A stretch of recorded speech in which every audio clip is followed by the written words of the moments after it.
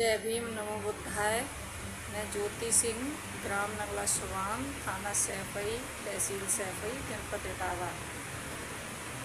मैं दलित समाज से आती हूँ और ग्राम नंगला सुबान के वर्तमान प्रधानपति सुनील प्रताप सिंह ठाकुर, जो कि दबंग एवं भूमाफिया, इनका बहुत बड़ा गुर्गा भी है और काफ़ी ये लड़के रखते हैं जो लोगों की ज़मीनों पे अवैध कब्जा करते हैं।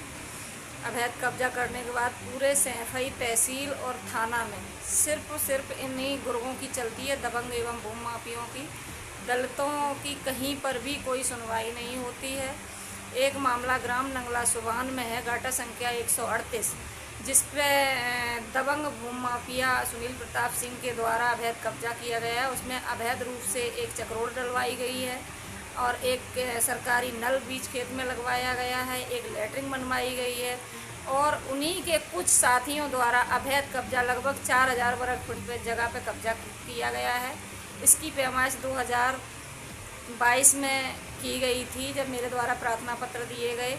जैसे ही पैमाइश हुई उस पर कई लोगों का कब्जा पाया गया। एक राकेश कुमार सनौफ है, इनकी लालसा है, और एक हैं क्या नाम आइवरन सिंह, विनय कुमार, इनका कब्जा पाया गया था। तो उसी टाइम पे लेखपाल को दबंग भूमाफिया ने तहसील में मिलके लेखपाल चेंज करा दिया।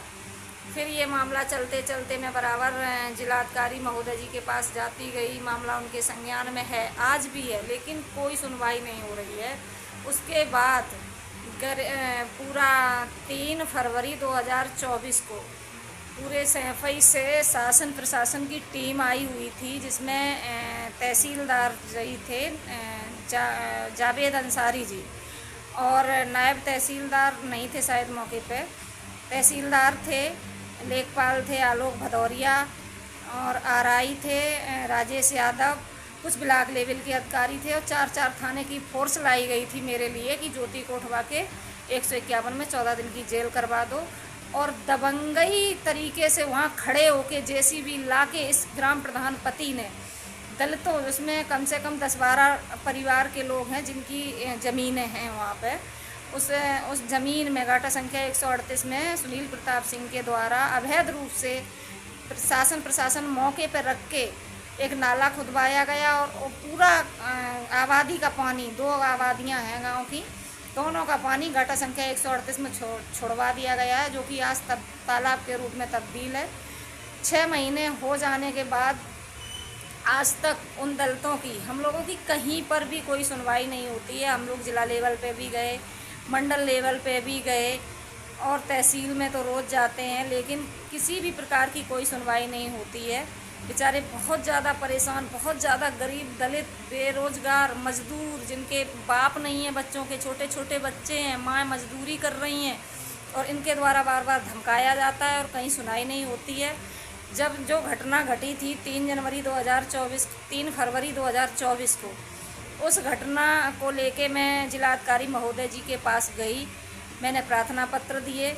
तो अपर जिलाधिकारी महोदय, जिनका नाम है अवनव रंजन सिंह श्रीवास्तव, उनके द्वारा कहा गया कि मैं दूसरे एसडीएम से जांच करा रहा हूं इस घटना की, अगर आप गलत पाएंगी तो आपके ऊपर मुकदमे लिखाए जाएंगे। 6 महीने पहले वो रिपोर्ट आ चुकी है, आज तक उस रिपोर्ट पर कोई कार्रवाई शासन प्रशासन के अधिकारियों द्वारा नहीं की जा रही है।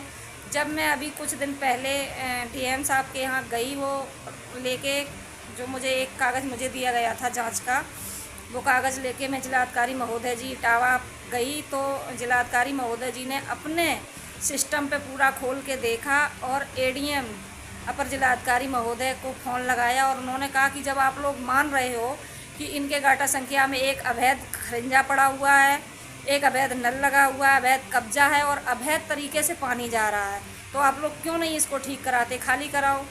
तो महोदय जी ने कहा आप उनको मेरे ऑफिस में भेज दीजिए, मैं उनकी बात सुनता हूँ। जैसे ही मैं अवनव रंजन श्रीवास्तव अपर जिला अधिकारी महोदय जी के यहाँ गए, तो उनके द्वारा मुझे बहुत अपमानित किया गया, बहुत अपशब्द बोले गए और हमसे कहा चलो भाग जाओ यहाँ, आज के बाद दिख मत जाना, तुम्हें जहाँ जाना है जाओ, कुछ भी नहीं होगा। मेरी कहीं सुनवाई नहीं होती है।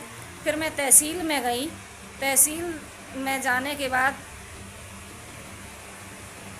तहसील में जब गई तो एसडीएम साहब से मैंने कहा, सर आप जैसे ईमानदार और होनहार अफसर यहाँ हैं तो तब भी हमारी कोई सुनवाई नहीं हो रही है। तो महोदय जी का कहना है कि हमसे आप न्याय की उम्मीद ना करें। तो मैंने कहा, सर आप यहाँ किस लिए आए हैं जब न्याय की उम्मीद ना करें?